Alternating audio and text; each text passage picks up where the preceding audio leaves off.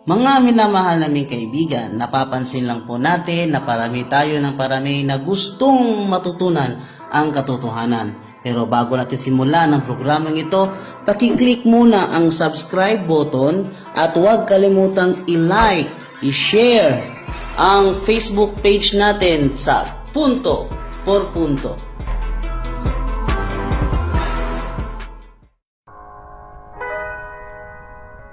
Nagdadalawang isip ka na ba sa iyong pananampalataya? Nalilito ka na rin ba sa pananampalatayang Katoliko? Huwag kang mag-alala sapagkat nandito na ang ating programang Punto por Punto.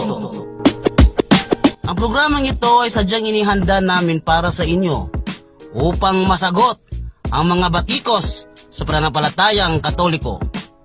Punto por Punto.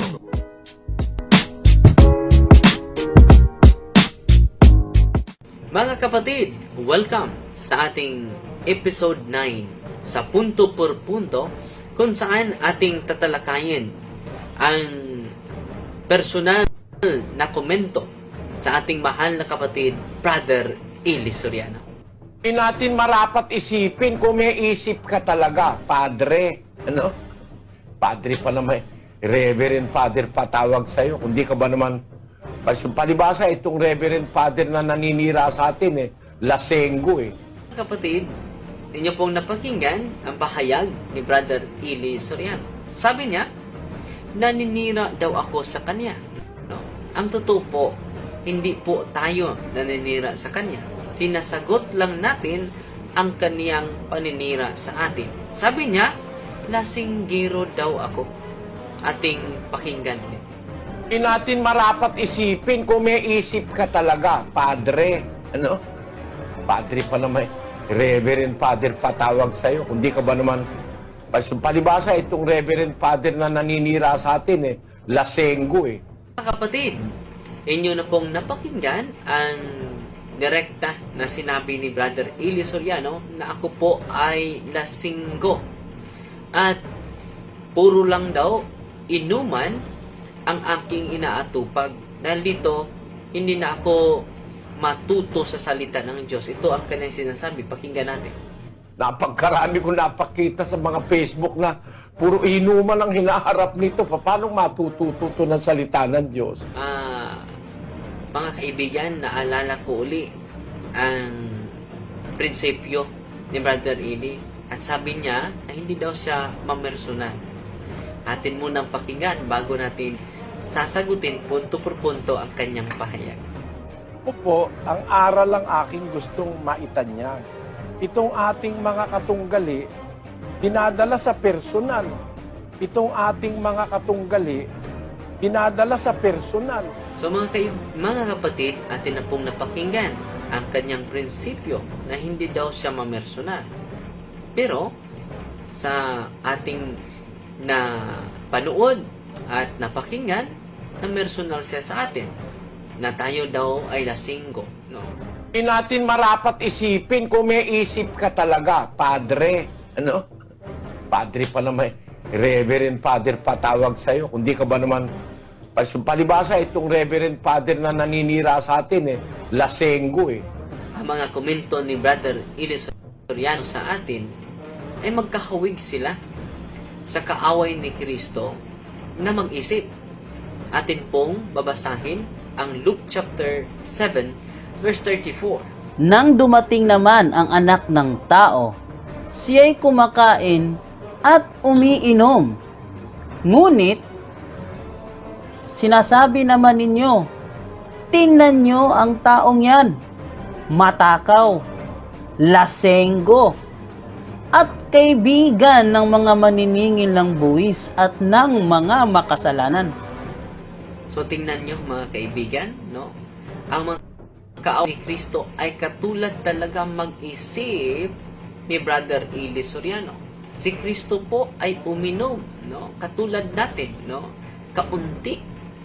At ano ang komento sa mga kaaway ni Kristo?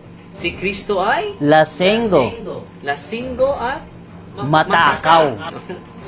So, atin namang babasahin ang Matthew chapter 11 verse 19. Ito po ang nakasulat, mga kaibigan. Nakita naman nila ang anak ng tao na kumakain at umiinom. So, period muna, Brother Jando. Kumakain at umiinom ang anak ng Tao. Patuloy. Anong komento sa mga kaaway ni Kristo? At ang sabi naman nila, tingnan nyo ang taong ito, matakaw, lasinggero, at kaibigan ng mga maniningil ng buwis at makasalanan. Gayunman, ang karunungan ng Diyos ay nagpapatunayang tama sa pamamagitan ng mga gawa nito. So, klarong-klaro na tayo ay ina-accuse katulad ni Kristo na lasinggero, no? At ang nag-accuse ni Kristo katulad natin ay ang mga kaaway ni Kristo.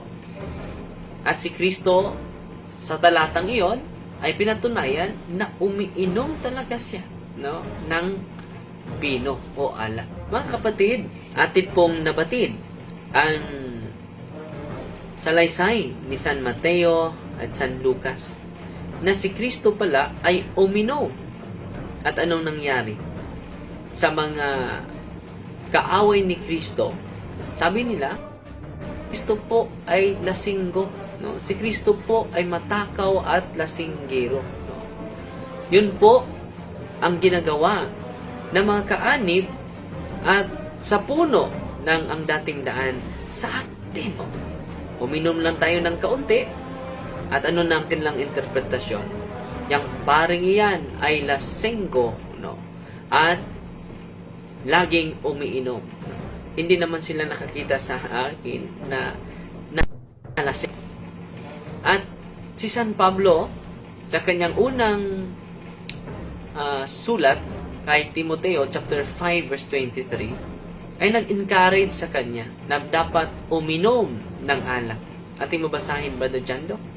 Ito ang nakasulat, mga kaibigan. Huwag puro tubig lang ang iyong iinumin. Uminom ka rin ng kaunting alak na gamot sa madalas na pagsakit ng iyong sikmura. So mga kaibigan, atin pong napakinggan ang pahayag ni San Pablo. Klarong-klaro po yun. Na ini-encourage niya si Timoteo na uminom din ng kaunting alak. At yun po ang ating ginawa.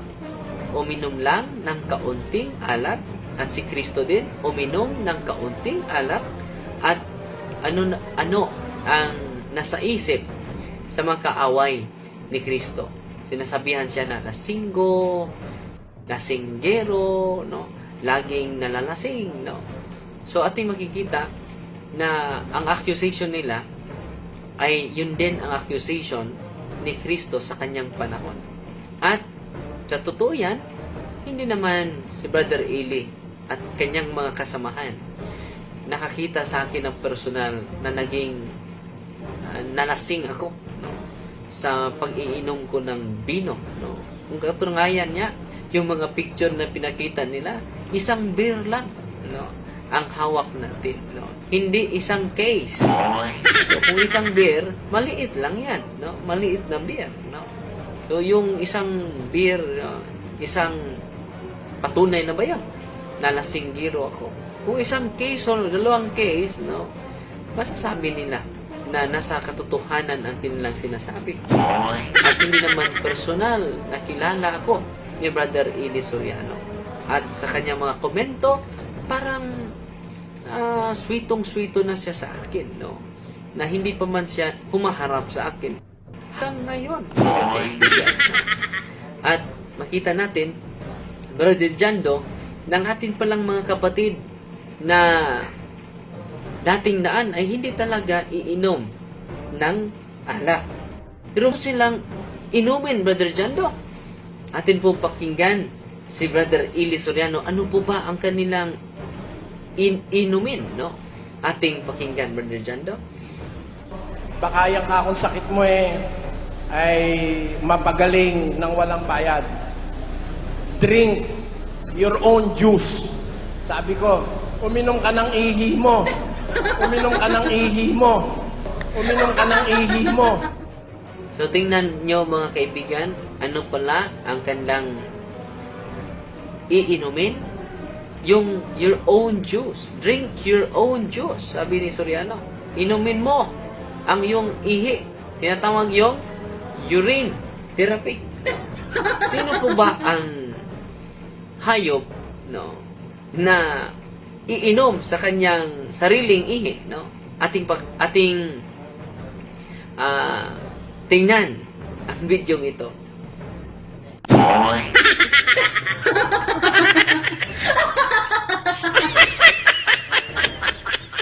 So, ang pinapano pala ni Brother Eli Soriano na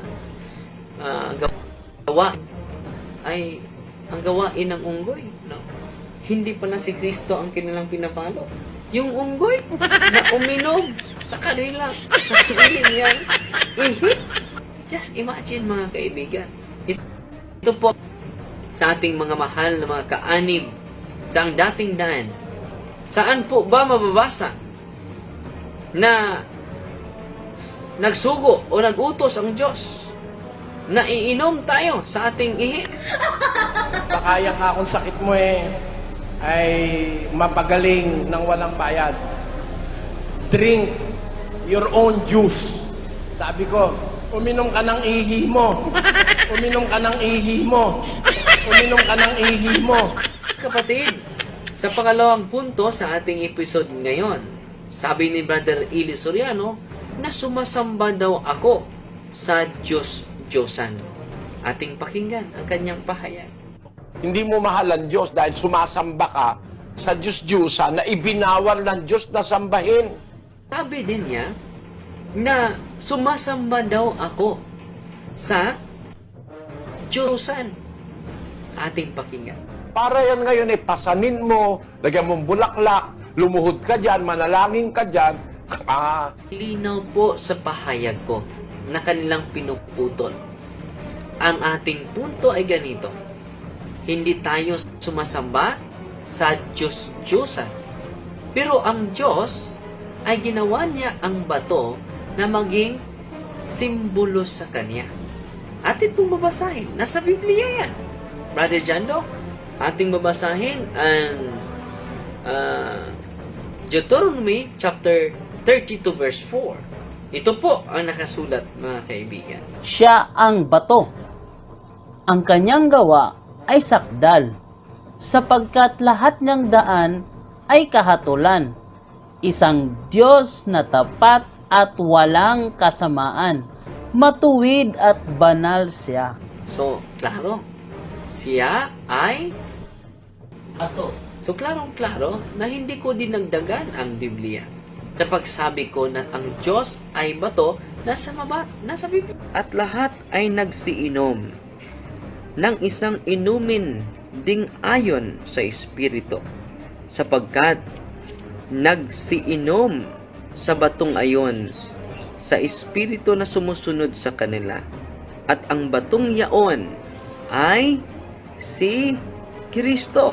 Si Kristo pala ay bato. Yan po ang bato na ating sinasamba. So, inyong napakinggan mga kaibigan sa talata na ating binabasa. Siya ang bato. So, sa talatang ito, ay ginawa ng Diyos na simbolo sa Kanya. Ang bato. Meron ba tayong mababasa? Meron po. Bago lang nating binabasa sa ating kapatid Brother Jando. At pangalawang teksto na ating patunay na ang Diyos ang bato.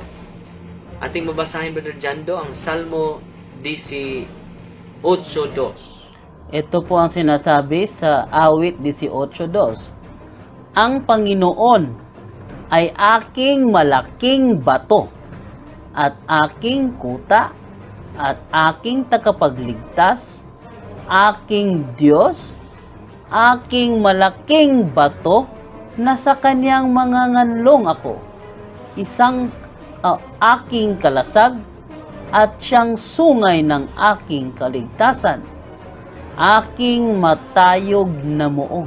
So, klaro, pangalawang beses, inuulit ni Salmista David na ang Diyos ang malaking bato. Ang Diyos ang aking malaking bato. So, mayroon mabasa natin sa Biblia. At mismo si San Pablo sa Bagong Tipan ay nag-attest sa atin pong pahayag. At lahat ay nagsikain ng isang pagkain ding ayon sa Espiritu. At lahat ay nagsiinom ng isang inumin ding ayon sa Espiritu. Sapagkat nagsiinom sa batong ayon sa Espiritu na sumunod sa kanila. At ang batong yaon ay si Kristo. Klarong-klaro, ang batong yaon ay si Kristo. So, di modo, konklusyon, therefore, sa mga talata na ating binabasa, ginagamit sa Diyos ang bato na maging simbolo sa Kanya. Nasa Biblia, nasa talata sa Biblia, mga kaibigan. Hindi po tayo nagkamali. Ito po, nasa Biblia, nasa talata ang ating basihan sa ating argumento, mga kaibigan. Ngayon, Brother Eli Soriano, sabi mo na sumasamba ako sa Diyos-Diyosan na bato. Hindi mo mahal ang Diyos dahil sumasamba ka sa Diyos-Diyosan na ibinawal ng Diyos na sambahin. Na bato. Hindi naman tinutukoy ni San Pablo sa 1 Corinto 10:4 na ang batong iyon ay Diyos-Diyosan. Yung batong iyon ay si Kristo. So patunayan mo na ang batong iyon na si Kristo ay Diyos-Diyosan. Yun po ang tinutukoy ko. At lahat ay nagsiinom ng isang inumin ding ayon sa Espiritu, sapagkat nagsiinom sa batong ayon sa Espiritu na sumusunod sa kanila. At ang batong yaon ay si Kristo. Si Kristo pala ay bato. Yan po ang bato na ating sinasamba. Ginagamit din ni Brother Eli Soriano. Kinuquote din niya ang Gawa 17:29 na iniisip ko daw na ang pagka-Diyos ay nasa ribulto, nasa gawa ng kamay ng tao. Mag-isipan pa lang bawal na eh. Hindi marapat isiping ang pagka-Diyos katulad ng ginto, pilak, bato, o ano pa, kahoy, plastic, styrofoam, fiber, ano yun? Fiberglass, na inukit ng kabihasnan at katalinuhan ng tao. Walang pagka-Diyos diyan kahit kapiraso. Walang pagka-Diyos diyan kahit kapiraso. At sabi mo pa na nanalangin daw ako sa ribulto. Pakinggan natin. Para yan ngayon eh, pasanin mo, lagyan mong bulaklak, lumuhod ka dyan, manalangin ka dyan. Brother Eli Soriano, wala akong sinasabi na nanalangin ako sa ribulto. At wala din akong sinasabi na ang ribulto ay Diyos namin. Ang sinasabi ko na ang bato na si Kristo ang tinutukoy ni San Pablo, yun po ang aming sinasamba. Hindi po yung ribulto. At lahat ay nagsiinom ng isang inumin ding ayon sa Espiritu, sapagkat nagsiinom sa batong ayon sa Espiritu na sumusunod sa kanila. At ang batong yaon ay si Kristo. Si Kristo pala ay bato. Yan po ang bato na ating sinasamba. Brother Eli Soriano, huwag mong ilagay sa bibig ko ang hindi ko sinasabi. Mali ka niyan. Mali ka niyan, kapatid. Yung hindi ko sinasabi, huwag mong ipaparatang sa akin. Hindi ko naman sinasabi na manalangin ako sa gawa ng kamay ng tao. Hindi ko naman sinasabi na ang ribulto ay tinuturing ko na Diyos. Hindi ko yan sinasabi. At yun po ang interpretasyon mo sa aking sinasabi. Ang sinasabi ko ay ganito. Base ni San Pablo sa 1 Corinto, Kapitulo 10, versikulo 4, si Kristo ay bato. At lahat ay nagsiinom ng isang inumin ding ayon sa Espiritu, sapagkat nagsiinom sa batong ayon sa Espiritu na sumusunod sa kanila. At ang batong yaon ay si Kristo. Si Kristo pala ay bato. Yan po ang bato na ating sinasamba. Pati na din si Ramil Parpa at si Michael Sandoval, mga kaibigan. Meron din silang magkatulad na mga unawa at mga aral patungkol sa Gawa 17:29. Atin po silang pakinggan. Ang sabi ng mga apostol, huwag nating isipin. Yung isipin mo pa lang, ang Diyos, bato, ginto, pilak, na inukit ng tao dahil lang sa katalinuhan, sa disenyo ng tao. Isipin pa lang, bawal na ng Panginoon Diyos. Hindi lalo na kung iyan ay iyong sinasamba at iyong hinahalikan, iyong pinaglilingkuran. So, hindi yun kasalungat sa ating practices. Ang Gawa 17:29. Dahil ang konteksto noon na isipin mo lang na ang Diyos ay bato, uunawaan natin maigi yun sa Isaiah 44:17. Ano po ba ang gesture sa mga pagano na gumagawa ng larawang inanyuan? Tinuturing nila ng kanilang larawang inanyuan na ikaw ang aking Diyos. Yun po ang konteksto sa Gawa 17:29. So sa ating konteksto, sa ating doktrina na mga Katoliko, hindi naman tayo humaharap sa larawan at nagsasabi, larawan ni Senyor San Miguel, ikaw ang aking Diyos. Ipagligtas mo ako. Larawan ni Maria, ikaw ang aking Diyos. Iligtas mo ako. Therefore, hindi natin, kahit pa ang larawan ni Kristo, hindi natin iniisip na siya ang Diyos. Ang larawan mismo. Wala tayong doktrina na ang larawan ni Kristo, kahit larawan ni Kristo, yan ang Diyos. Ano ba ang nasa Our Father natin? No? Ang ating Panginoon ay nasa langit. Our Father who art in heaven. Nasa langit. Hindi natin sinabi, Ama namin, no? Nasa larawan. Hindi natin sinasabi yan, no? Ang ating Diyos ay nasa langit, hindi nasa larawan. Ang Diyos pala ay bato. Yun po ang sinasamba natin, no? Hindi mo mahal ang Diyos dahil sumasamba ka sa Diyos-Diyusa na ibinawal ng Diyos na sambahin. Mga kapatid, ang Gawa 17:29, tinutukoy dyan na ang Diyos ay hindi natin isipin na isang ribulto. Atin nyo maintindihan kung ating babasahin ang sulat ni Propeta Isaias sa 44:17. Ito po ang nakasulat, mga kaibigan. At ang labis niyaon ay ginagawa niyang Diyos. Sa makatuwid bagay kanyang larawang inanyuan. Kanyang pinagpapatirapaan at sinasamba at dinadalanginan at nagsasabi, iligtas mo ako sapagkat ikaw ay aking Diyos. So, klarong-klaro, mga kaibigan, gumawa siya ng larawan at ang larawang yaon na inanyuan ay tinuturing niya na kanyang Diyos. Ano ang padalangin niya, Brother Jando? Iligtas Mo ako sapagkat ikaw ay aking Diyos. sapagkat ikaw ang aking Diyos. So, ang kanilang Diyos pala ay ang larawan.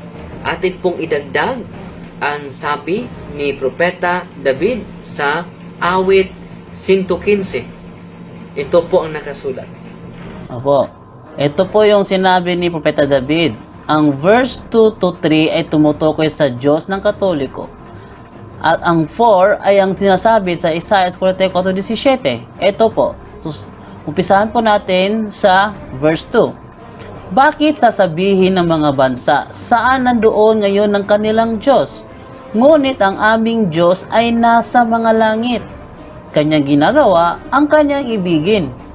Ang kanilang mga Diyos-Diyosan ay pilak at kinto, yari ng mga kamay ng mga tao. So, klaro-klaro sa talata na binabasa, no? Ang ating Diyos ay nasa langit.